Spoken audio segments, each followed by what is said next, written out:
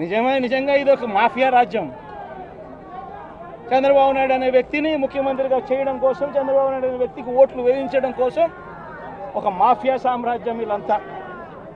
ఆ మాఫియా సామ్రాజ్యంలో ఎవరైనా చంద్రబాబు నాయుడు గారికి వ్యతిరేకంగా వాళ్ళ సామాజిక వర్గంలో ఈ అవినాష్ కానీ, నాని కానీ, వంశీ కానీ ఇలాంటి వాళ్ళు ఎవరైనా నిలబడితే, పాప మా శంకర్రావు కానీ, మా బ్రహ్మనాయుడు కానీ ఇటువంటి వాళ్ళు ఎవరైనా నిలబడితే అంతే, వాళ్ళ సామాజిక వర్గంలో తప్పు పుట్టారు, వాళ్ళ అన్యాయస్తులు అని వాళ్ళ మీద తప్పుడు కేసులు పెట్టడం, వాళ్ళ మీద ఇల్లీగల్ అరెస్టులు చేయించడం, వాళ్ళ మీద బురద జల్లడం, వాళ్ళని ట్రోల్ చేయించడము,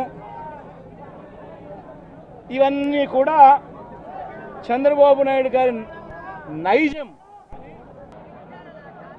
దాని ఆధారంగా ఎస్టీ ఎస్టీ కేసు కూడా పెట్టారు. కానీ ఆ ఇచ్చిన ఆ కేసులో కూడా, ఆ సత్యవర్ధన్ ఇచ్చిన ఆ కేసులో కూడా అప్పటికి కూడా వంశీ పేరు ఎక్కడా కూడా లేదు. కారణం వంశీ అక్కడ లేడు కాబట్టి, ఘటనా స్థలంలో లేడు కాబట్టి.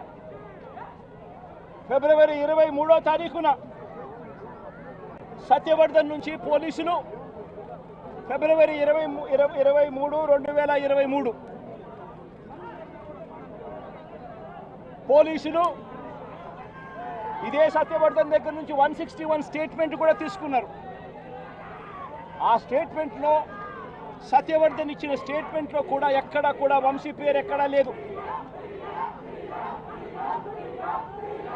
సత్యవర్ధన్ అనే వ్యక్తి ఆ 161 స్టేట్మెంట్లో, పోలీసులకు ఇచ్చిన 161 స్టేట్మెంట్లో తనని ఎవరూ తిట్టలేదని కూడా చెప్పాడు.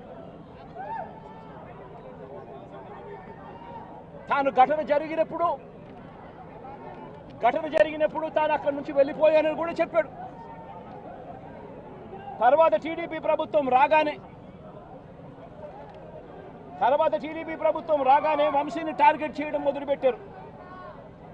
జూలై 10, 2024న ఈ కేసును మళ్ళీ రీఓపెన్ చేశారు.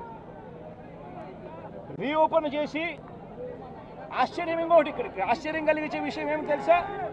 ఇదే సత్యవర్ధన్ అనే వ్యక్తిని తెలుగుదేశం పార్టీ ప్రభుత్వం అధికారంలోకి వచ్చిన తర్వాత మళ్ళీ ఇదే సత్యవర్ధన్ అనే వ్యక్తి దగ్గర నుంచి మళ్ళీ 161 స్టేట్మెంట్ మళ్ళీ తీసుకున్నారు. రెండోసారి కేసు రీఓపెన్ చేసి తెలుగుదేశం పార్టీ అధికారంలోకి వచ్చిన తర్వాత ఆ రెండోసారి ఇచ్చిన 161 స్టేట్మెంట్లో కూడా సత్యవర్ధన్ ఇవే మాటలే మాట్లాడాడు. నన్ను ఎవరు తిట్టలేదని, వంశీ అక్కడ లేడు అని, దాని ఘటనా స్థలం జరిగినప్పుడే తను అక్కడి నుంచి వెళ్ళిపోయాడు, అదే మాటలే మాట్లాడాడు.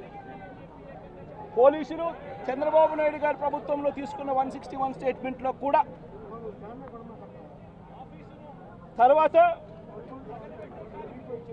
అయినా చంద్రబాబు నాయుడు గారు వంశీ మీద పెట్టుకున్న ఆక్రోశము, వంశీ మీద పెట్టుకున్న కోపము చంద్రబాబు నాయుడు గారిది ఏ స్థాయిలో ఉందంటే, ఎలాగైనా కానీ వంశీని ఇరికించాలి అనే ఆలోచనతో వంశీ ఘటనా స్థలంలో లేకపోయినా కూడా వంశీని 71వ నిందితుడిగా చేర్చారు. 71వ నిందితుడిగా వంశీ పేరును చేర్చారు. అయితే